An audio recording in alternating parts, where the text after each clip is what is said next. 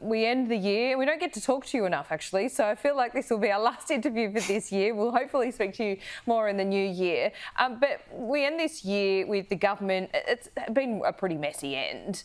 The polls are the way they are. It was, once talked about Anthony Albanese as being a two-term Prime Minister. Now that's definitely not a guarantee. Do you lament the last couple of months? Could Labor have done better? I think it's been a very difficult time internationally with the crisis we were just talking about, and the other ongoing problems in Ukraine and so on. And domestically, we've seen the impact of inflation and cost of living problems on people's budgets and their day-to-day lives. But I think every government gets to a stage where, you're just slogging through and doing the best for people. And if you look at yesterday's mid-year economic and fiscal update, you see some very positive news there, including, Labor's the first government in 15 years to have a surplus. We've made about $50 billion worth of savings since coming to government, and that means hundreds of billions of dollars saved over the term of our government because we'll be paying less in interest. We don't have to borrow as much money. That puts downward pressure on inflation.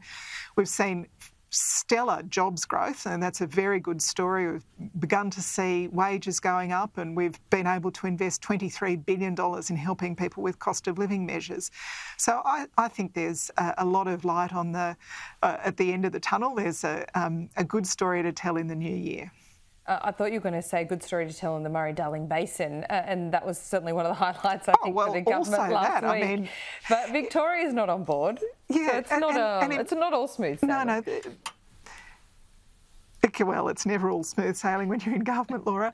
But the Murray Darling Basin is a terrific step forward. We're going to return about 180,000 Olympic swimming pools of water to the river system, and that's so important as we go into hotter, drier weather.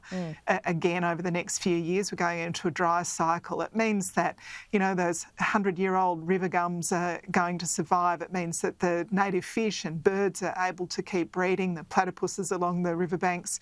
It's so important for the environment, but it's also really important for communities. Like the toll that it takes when, during a drought, the riverbed through your town is dry for over a year at a time, as we saw last time we were in drought. It takes a real psychological and economic toll on communities.